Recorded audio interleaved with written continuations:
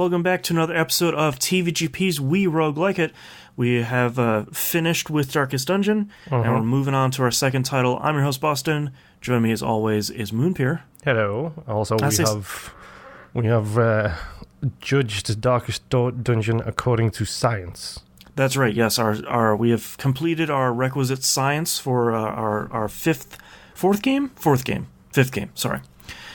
fifth game, Darkest Dungeon, and it has been deemed... check that number. Yeah, it has been deemed pretty good. So if you haven't listened to the We Roguelike It Ranking 005 episode, it's out there in the feed right now, and we make some important choices. We had a decision in front of us, and we made some important choices that I think will resonate and echo throughout the rest of the ranking episodes. Oh yeah, definitely. It was one of those great moments, I'll be honest. I'm really pleased with that, because it was like, this is my argument. I don't think he can argue with me on this point, and I was right. Yeah, it was good. So I think we clarified something about our science, and we've come back as better scientists. So science evolves as you learn new procedures. It does, yeah. So let's we're all done with Darkest Dungeon, so let's talk about our latest game, the Swords of Ditto, which is not at all what I was expecting. Same, very much the same. I like that it is literally the complete stylistic polar opposite of Darkest Dungeon. Yes, and that's not to say it has a bad style. Just Darkest Dungeon is very mature, very dark, very... A lot of hard edges. That guy who likes his tentacles. Can't remember his name. Lovecraft. That's the one, thank you. Yes. It's very that kind of style, whereas Swords of Ditto is kind of a kid's Zelda. It's like Zelda mixed with Slime Rancher. Yeah, and it has this really fun, cartoony style, and I usually don't like calling games cartoony, because it's usually like, oh, this cartoon game. But it feels very much like something you'd see on Netflix nowadays, which I think is largely a good thing. I think my first impression of the style was sort of like, oh, this is different. And then probably about 5 minutes later, I was sort of like, I kind of dig what this game's doing style-wise. Everything animates really fun. Your character moves in a fun way. It looks fun. It looks charming. It's a nice change of pace. Yes, especially from the Darkest of Dungeon, which I know you're still playing. Maybe. I mean, I played the 5th. Okay. Yeah. We're gonna go down that road. Okay. Yeah. We'll see. Wink. I do like the music so far. There's no voice acting, which isn't surprising. There isn't much voice acting in most roguelikes. Yep. How much? Just before we get started too much into this, let's just jump into the Moonpeer hates PC games discussion really quick. Yeah, let's talk about.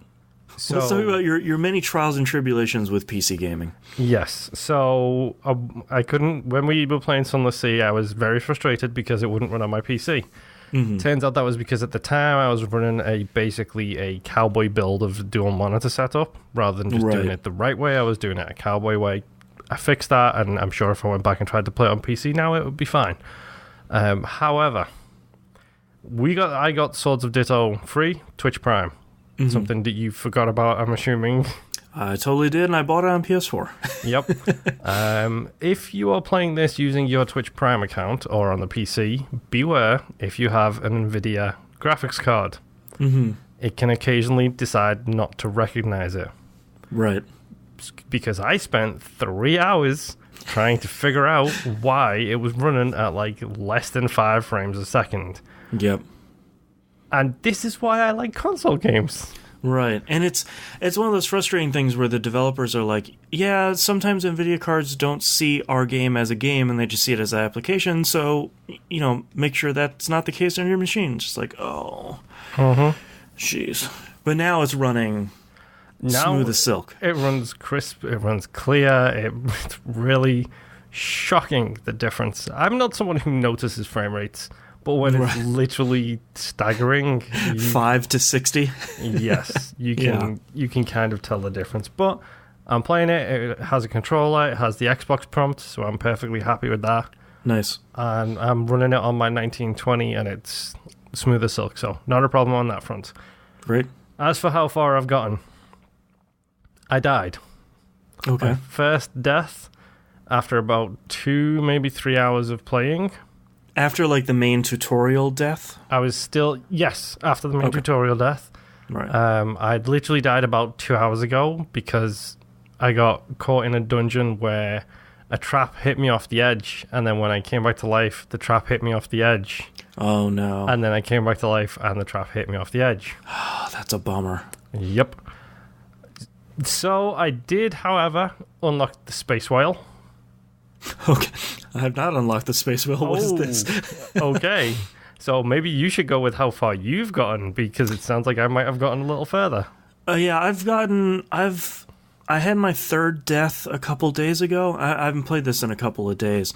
I've probably played maybe like 4 hours or so. But I haven't made a ton of progress on each playthrough because I keep trying to go into dungeons and dojos and toy dungeons a little bit earlier than I should. Yes. And I like that the game isn't overly punishing, and it's very clear about what levels dungeons are and areas are. It's really good about that. And I think the controls overall are good. Yep, it runs very slow. And I'm gonna throw not that's not a performance thing. It is a very slow game. Like, yeah, your character moves slow. Very slowly. Yeah, and go ahead. I was just gonna say I'm gonna throw this one out in the air and let T-Bomb Rocks pick it up. Mm-hmm. He wanted a really good starter roguelike to go to after the story must go on. Yeah, I think this might be a really good starter roguelike because it's not Isaac where it's completely bonkers, up the wall, paced, and you're moving so fast you don't know what's going on. Right. It's a very, very slow-paced game, but that's fine because it does very slowly introduce more and more mechanics as you go. Yeah, it is very good at that. And speaking of movement, I actually ran into a dungeon that looked familiar until I realized it's a Loco Roco dungeon. Really? Yeah, and I was like, this is okay. So I like defeat all the black things that are the enemies in Loco Roco. I collect 4 of the good things, open a door, and it gives me a Loco Roco sticker that then lets me infinitely roll. And that movement was really good until I died. I need to find that thing so bad. Yeah. Okay, so you said you haven't discovered the space whale. I have not. How many currencies are there at the top of your screen? There's gold, like your just your normal money. I don't think that's it because I keep picking up this the golden other currency. Tokens. Yeah. There around the map there are statues with a whale. Take 8 of those tokens to that statue. Okay. And it basically lights up these things around it as you deposit them into the statue.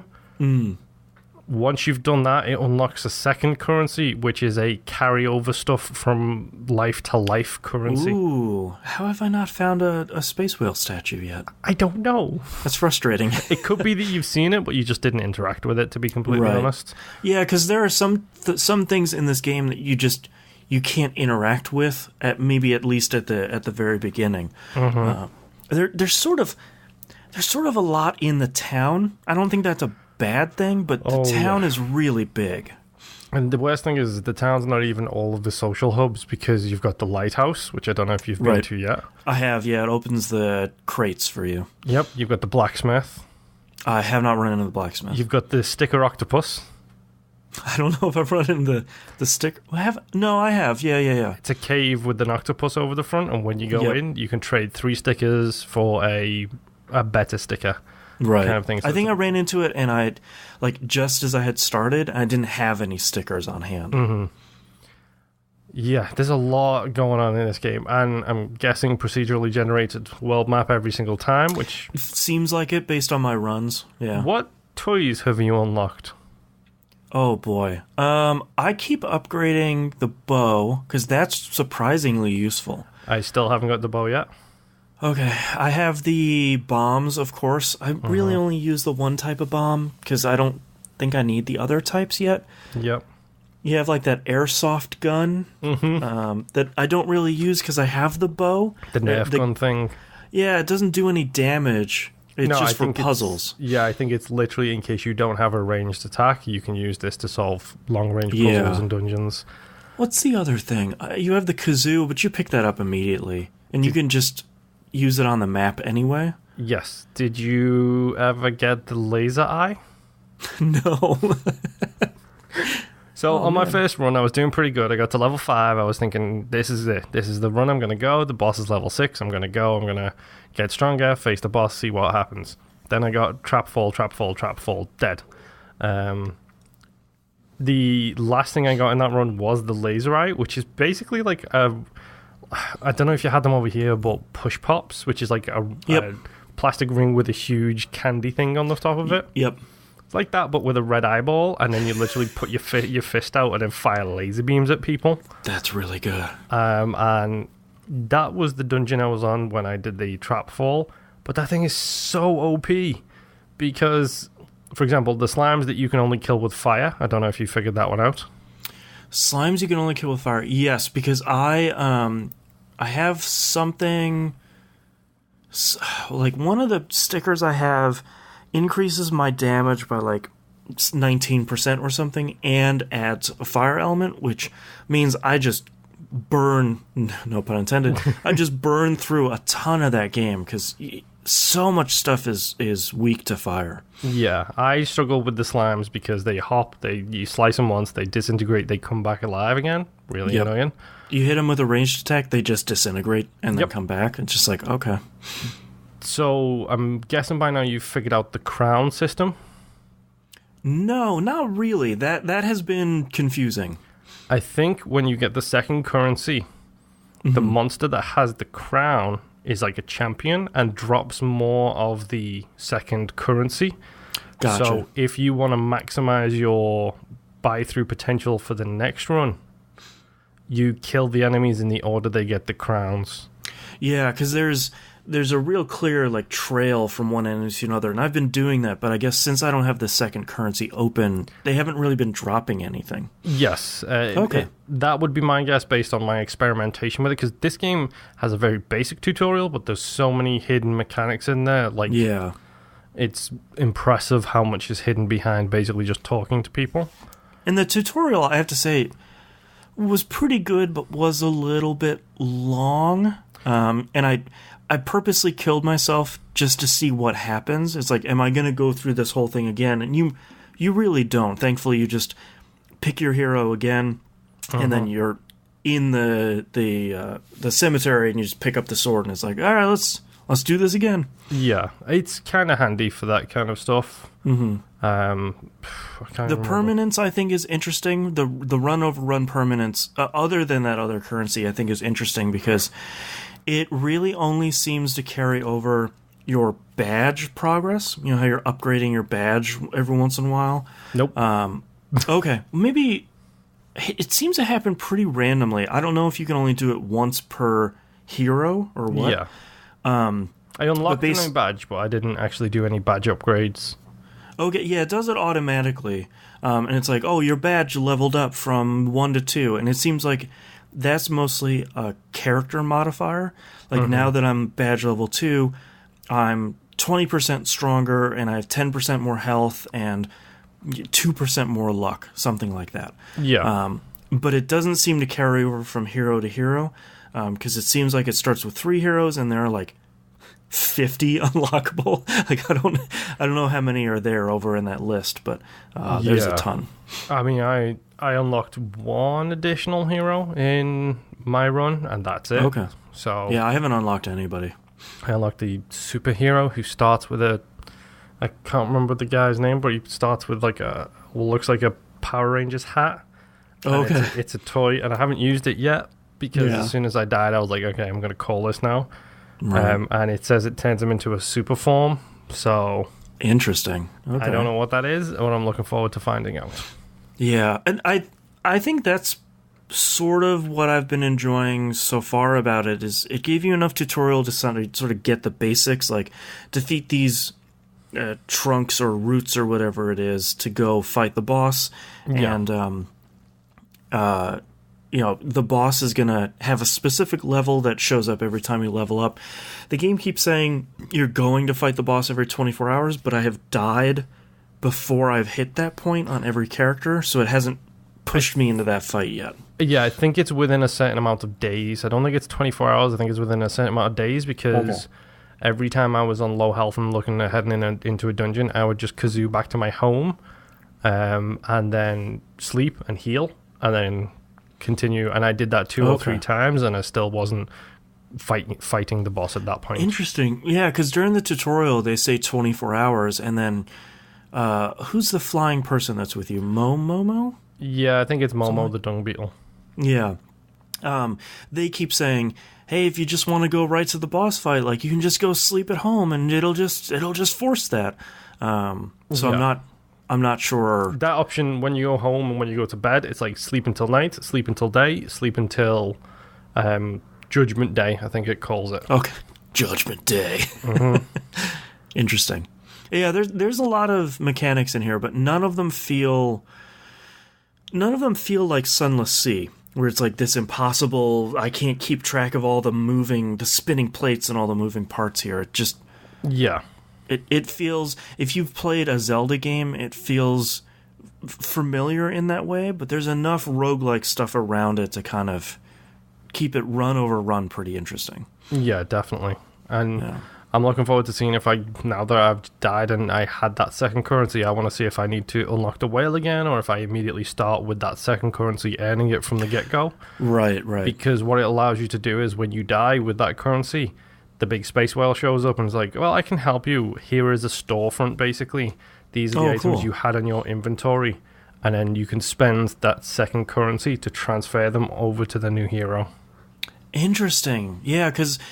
From hero to hero so far, and I've only picked the one hero, so I don't know how this works, but I've kept all my toys that I've unlocked. I didn't keep the laser eye, but I kept all of the other ones. Interesting. Okay, so there must be like a base collection where it's like you always have the gun. Once you have the bow, you'll have that. You'll have bombs, you'll have that sort of stuff. But that's interesting. That I feel like that's a little bit... It makes it a little bit easier where it's like you're going to have your base level tools so you can go through any dungeon, you can bomb your way into any secret dungeons you want, anything like that. Yeah. Interesting. So far, I'm enjoying it, I think largely because it's so different from everything else I'm playing. Yeah, everything is so dark and full of terror right now. It's not an evergreen game by any stretch of the imagination, but it's a bright, vivid game in a world of browns and greys. Yeah. So it's doing pretty good for me. Like I'm enjoying it so far. T-Bomb Rocks in Discord has a question for us this week. Says, I'm really enjoying Sword of Ditto. I picked it up when it released and dropped a while back. As I'm getting into the world, I'm realizing how the devs must have been inspired by The Legend of Zelda and Adventure Time. If you could blend game style / series with a TV series, which would it be? Game style or series with a TV series?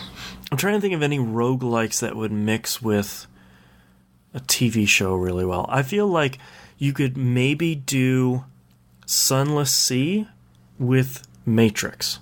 Like the real world Matrix stuff. Yes. The Nebuchadnezzar, I think it was called. That was the name. Yeah. How about something along the lines of CSI, where you are a cop who has to solve crimes, and you have to piece together the evidence in like a crime scene, but you can get promoted, demoted, and fired and stuff like that by not doing the right job, kind of thing. Interesting. I'm trying to think of anything else. Like, I feel like Rolled Corpses EX would be really easy for pretty much any zombie property out there. Yeah. What else have we had? Binding of Isaac, I feel like, is such a weird singular thing. Yeah, that really is. I don't know if I would want to put that on anybody. And then Hand of Fate, I feel like That's another thing where we don't see a lot of card-based things in media. Yeah, true. I mean, if you're going to put a skin on Hand of Fate, Game of Thrones would be a really good skin to put on that thing. That's true, yeah. You come across the mountain, you die. Right.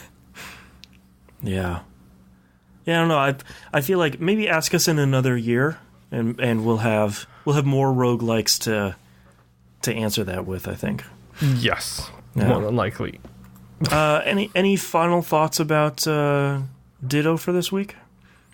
I mean, it's pretty good. I'm looking forward to jumping in a little bit more and seeing how things go, but for right now, it seems like a nice... Again, I hate to use the term, but it seems like a really good starter, like, roguelike. Mm-hmm. Like, it's not super punishing. Everything changes when you get in, so you know it's got a little bit more longevity. Like, it seems like a good starting roguelike for fans of the genre, if you will. Right. Or soon-to-be fans of the genre, maybe. Yes. Young ladies in your care, for example. That was a T-Bone Rocks reference. Right. Please we're don't not being take that creepy the or wrong anything. Yeah. All right. Well, thank you, everyone, for listening to this episode, and we'll see you back next week for Swords of Ditto episode 2. Bye.